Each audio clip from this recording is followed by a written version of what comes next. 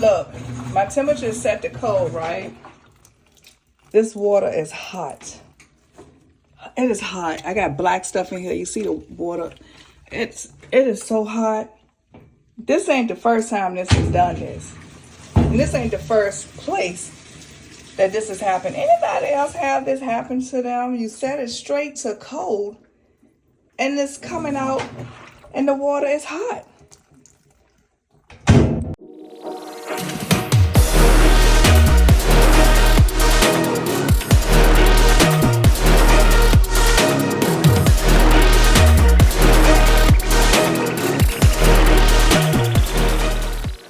Well, hey, it's TK.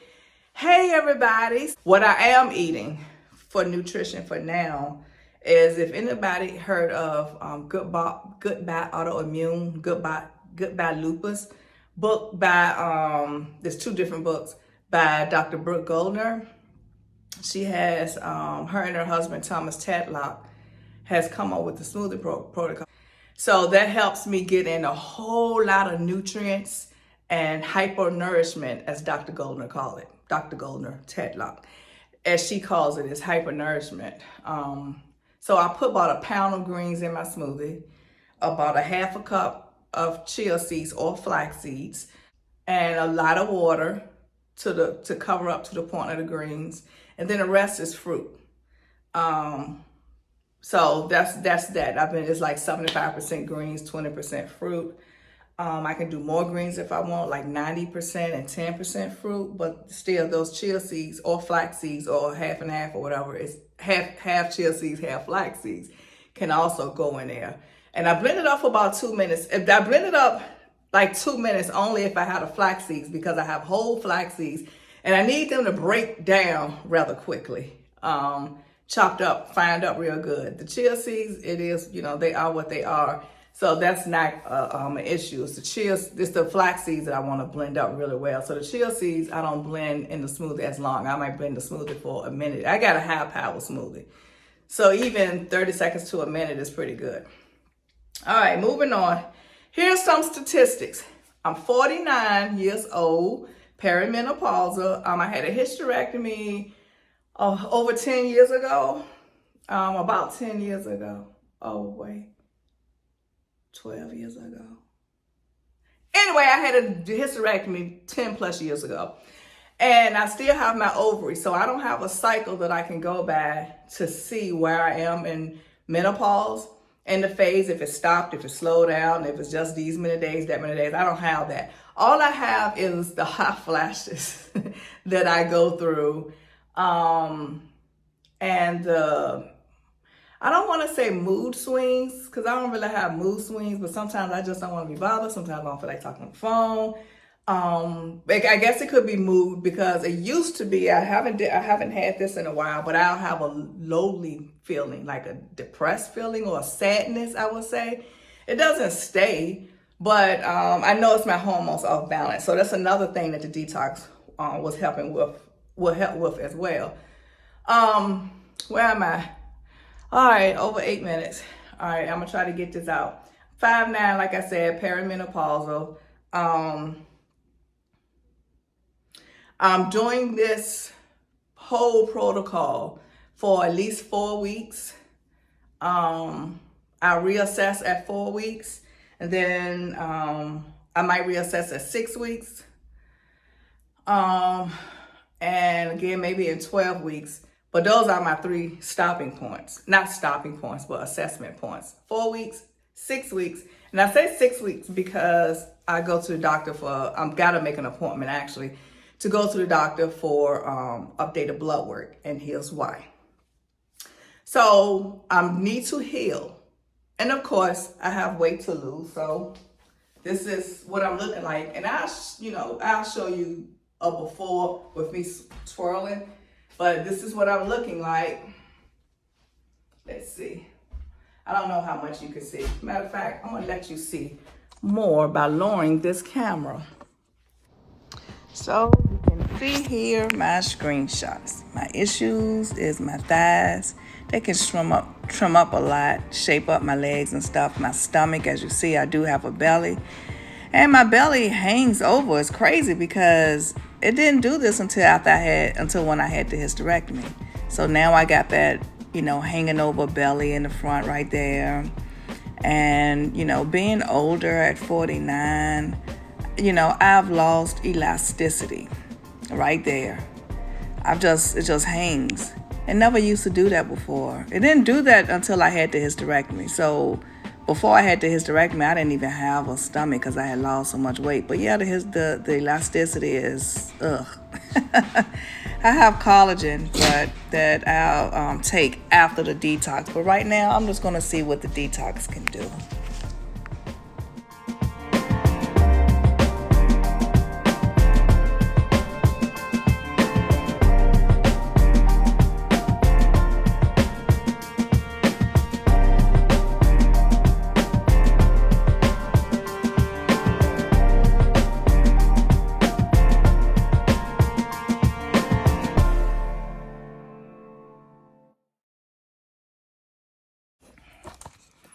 So there's that. You got those screenshots. All right, so about what I'm trying to heal. You can't heal menopause because that's natural part of us women's lives. But I want to be able to manage hot flashes. Not that they are crazy. Now, I've only had one night sweat throughout the years, and that was several years ago. I woke up, the whole bed was wet. I was wet, the pillow was wet, I was drenched.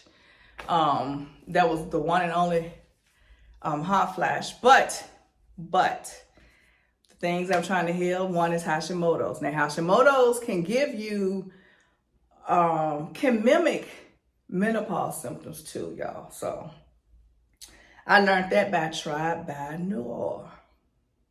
Yes, so Hashimoto's, I have a goiter that I use castor oil on my neck where my thyroid is, which is around here. I had got biopsy done, measured. My doctor is an excellent doctor. She's very thorough. But that came back non-cancerous, and of course it can change at any time, but it shrunk after I used some castor oil. I'm not really good at being consistent with this. So I'm working on being consistent, putting that castor oil on it. And I only put it on at night while I'm asleep. So when I wake up, I can wash it off and go ahead on to work or whatever. Or you can put it on it. I can put it on at any time and just leave it. But I slap it on. It be all shiny and stuff. So I was putting it on at night. And I think I only did like 2-3 times. And when it was time for her to do a biopsy, it shrunk. So imagine what would happen if I do that every day. And when I go back for, not the biopsy, ultrasound. She did do a biopsy, 2 of them actually. But when it was time for the ultrasounds, which I have one coming up in March, the measurements were smaller. So if I use this every day, it would be nice if I go in March and it's gone. But I am definitely expecting shrinkage between that and detoxing and hypernourishing my body with food, with nutrients, healthy, good stuff. All right, so Hashimoto's with the goiter. My cholesterol is borderline high, it's like 234. And I can also insert a screenshot of that.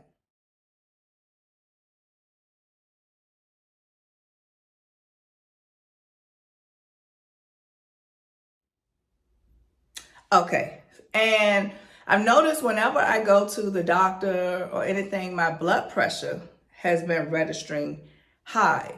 It's high for me. The doctors aren't saying anything to me, but I'm like, my blood pressure is usually like 118 over 72, like that for years. But I've noticed within the last year or two that whenever I get my blood pressure taken, I'm like, oh, y'all need to redo that, because it'd be like 149 over 84, 134 over 82, just like that is high for me.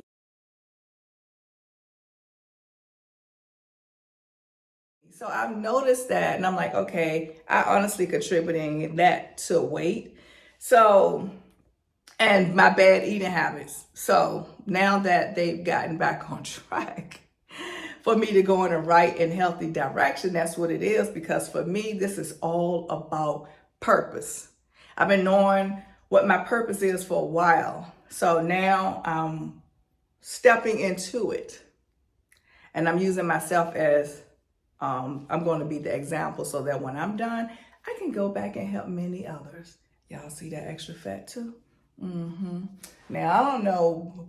I hope something can be done about this side. I've had to have lipomas and tumors, lipomas taken out of my breast. This started back in 2003. I've had about, I don't know how many surgeries right here.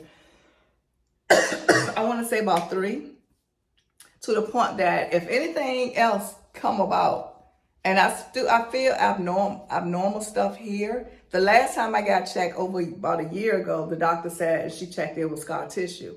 Well, I want that gone too. Really, I do.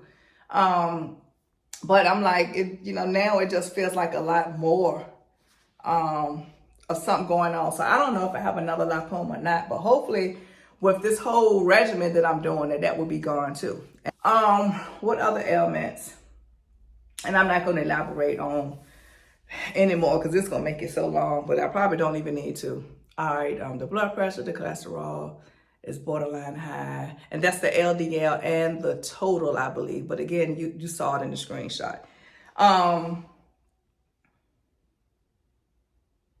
Post-nasal drip, and I have had this dry cough for well over 10 years. I believe that's gut related, but the post-nasal drip can also cause a dry cough. And the coffee triggers that cough as well. Eggs, I have an egg allergy, and I noticed that. I haven't had an actual allergy test yet, but if I eat eggs, it creates this mucus in my throat, and then the post-nasal drip just started running. I'm constantly clearing my throat, coughing, like just to clear it, or something like that, to try to clear the mucus and the post-nasal drip. So that triggers that.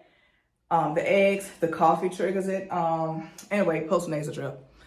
But I know I have leaky gut. So all of this stuff have to be healed. Chronic inflammation. I do have inflammation. All right. Lastly, I hope this lasts. I hope I ain't leave nothing out. If I did, I'll add it back in. Lastly, I have interstitial cystitis. Another name of that, for those who don't know, which most people won't, is painful bladder syndrome. That came about, it wasn't anything I ate. It wasn't anything I did. When I had my hysterectomy, I also had to get a pelvic sling put in place because my stuff inside was falling out. So I got a pelvic sling in place now to hold everything up. Part of that surgery, they have to attach it to your sacral bone back here, right? There's holes in your sacral bone, and I think they're called foramen, F-O-R-E-M-E-N or A-N, foramen. One of those, I think it's called foramen. I'm trying to remember from taking anatomy and physiology. It's been a while. But there's a nerve, there's a bladder nerve that goes through there that tells the bladder to relax. I cannot think of the name of that nerve. But I believe what happened was, and nobody mentioned it to me, during the placement of my sling, I believe that particular nerve was damaged.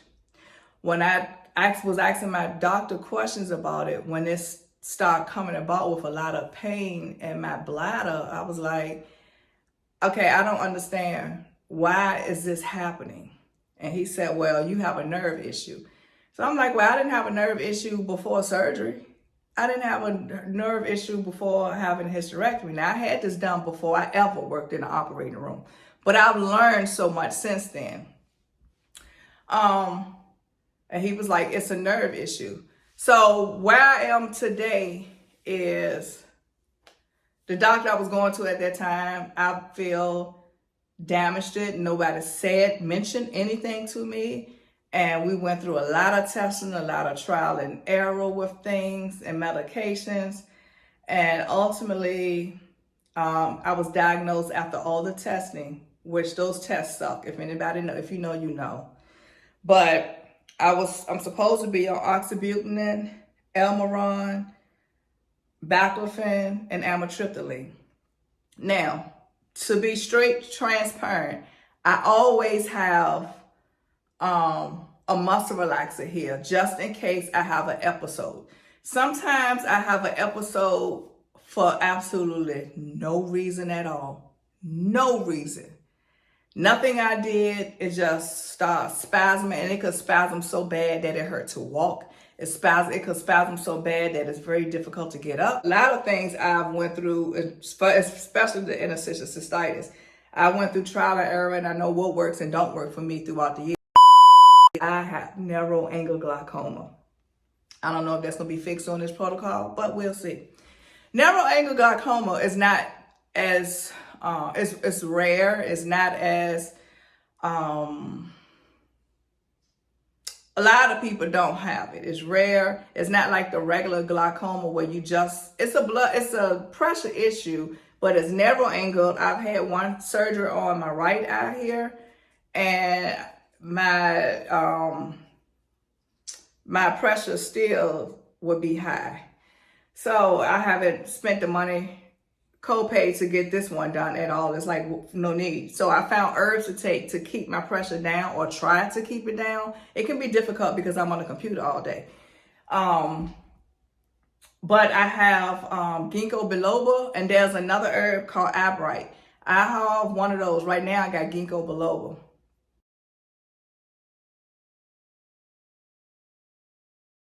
It would be nice to know if that particular nerve can regenerate. Now, I don't know if the detox is going to help that, but I know that when you fast, it can regenerate some nerves. I just don't know if this particular bladder nerve or the bladder, I believe the bladder can be less inflamed. I do believe all this protocol will help that. Maybe not be inflamed at all, but the nerve, I would like for that to be healed. Fasting, I believe, can help that. But I don't know until I try. But I do plan to do a long-term fast sometime before the summer to see if that would, help with the healing of the nerve. I won't know because I don't know for 100% certain that it is damaged, but he said it was nerve damage. That's the only nerve that I can think of that could get that may have got damaged during my sling placement. Who knows? My bladder as a whole could have been damaged, but during the hysterectomy, I don't know. But all I know is that I never had bladder problems. I ain't talking about bladder problems when you piss on yourself and stuff, none of that. But the pain. So when I'm on the detox, this detox again, I said is powerful. And any detox I do, again, is herbal and it's always full body. Any detox I do cannot, at least for now, until the Hashimoto's is healed, it cannot have Irish sea moss. Irish sea moss causes my TPO antibodies, which is the antibody that can really tell you if you got Hashimoto's. It causes it to increase. And again, let me go back to that. On my blood work, I'm gonna insert a screenshot here.